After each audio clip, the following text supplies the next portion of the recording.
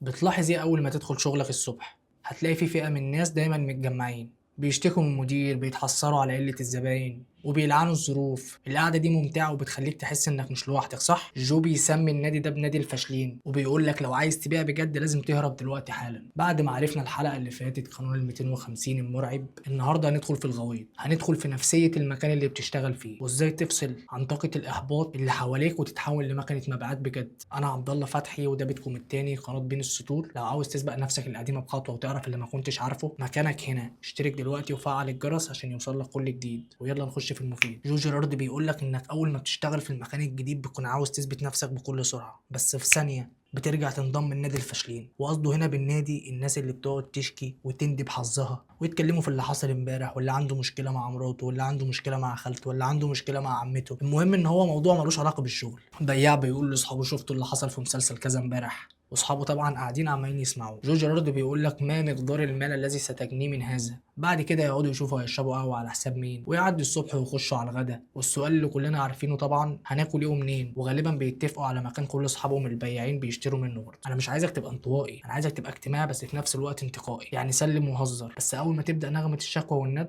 انسحب بهدوء كانك عندك مكالمه مهمه. المكالمه دي هي مستقبلك. ولو كنت بياع محترف ووقعت في النادي ده، كل اللي عليك انك ترجع تفتكر اول يوم جيت في الشغل. افتكر لما ما كنتش عارف اي شخص في الشغل، افتكر لما كنت بتحس بشيء من الوحده، افتكر ان ما كانش في حد تتكلم معاه فاضطريت تقرا اكتر عن المنتج بتاعك، او جربت تتقرب من شخص ناجح بيكلم عملاء وتشوفه بيتصرف ازاي معاهم عشان تكتسب خبره منه.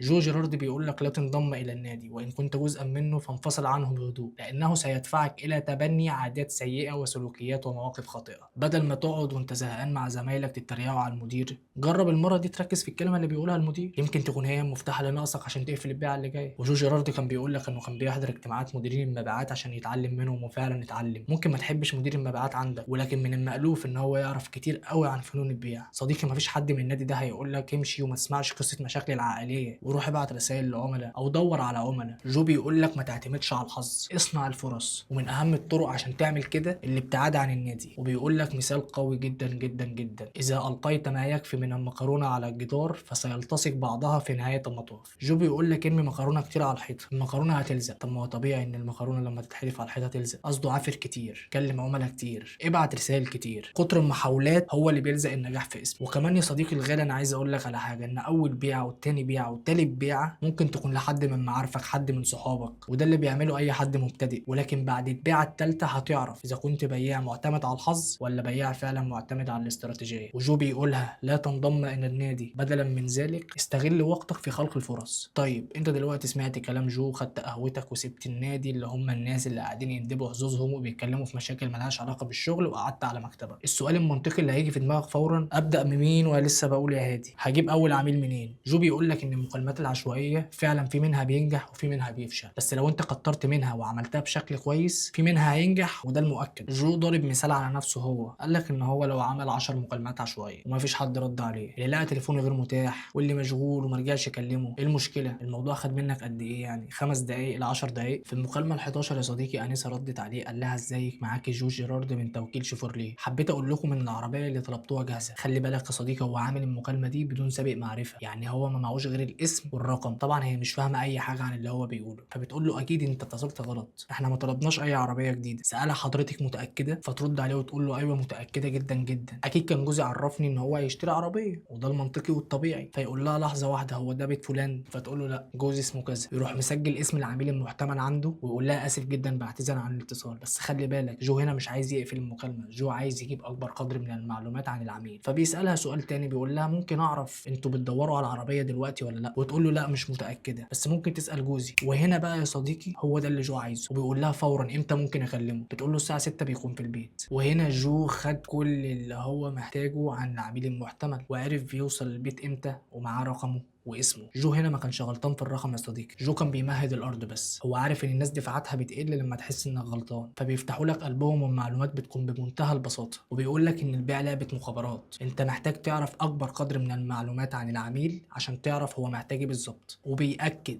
انك تسجل بيانات كل عميل محتمل، وتسجل الميعاد اللي انت وهو اتفقتوا عليه. وبيأكد انك لو مش ماشي على نظام بتسجل عندك كل المعلومات عن العميل، لازم يكون عندك نظام. على ايامه يا صديقي كان بيسجلها في دفتر او في نوت، النهارده صديقي في فايل واحد على الاكسل او على الجوجل شيت يقدر يخليك معاك كل البيانات ومحافظ عليهم. طيب يا عبد الله، انا سجلت البيانات وبقى معايا اسماء ومواعيد وبدات املى الشيت بتاعي، هل كده خلاص قفلنا اللابتوب ومستنيين الفلوس؟ الاجابه هي لا، دي مجرد البداية. جو بيقول لك إن البيع عامل زي عجلة الملاهي، طول ما هي بتلف في ناس بتركب وناس بتنزل. المشكلة الكبيرة إن أغلب البياعين عجلتهم بتقف فجأة، فبيلاقوا نفسهم في لحظة مش عارفين يبيعوا مسمار وبيرجعوا تاني النادي الفاشلين يفضلوا يندبوا في حظهم. في الحلقة الجاية هنعرف السر اللي خلى عجلة جو ما تقفش لمدة ثانية في ال 15 سنة، وإزاي قدر يبني جيش من الوسطاء يملوا له العجلة دي وهو نايم في البيت. استعد لأن اللي جاي هو اللي بيفصل بين الهاوي والمحترف. سؤالي ليك يا صديقي الغالي، هل عندك سيستم بتسجل فيه بيانات العملاء بتوعك، نوتة، اكسل، جوجل شيت، ولا معتمد بقى على الذاكرة والبركة؟ لو كنت في يوم من الايام قاعد في نادي الفاشلين ده، قول لي في الكومنتات ايه اكتر كلمة سلبية ممكن تكون حبطتك. احكي لي تجربتك في الكومنتات، وممكن قصتك تكون هي ملهمة لغيرك، فما تستخسرش معلومة في حد.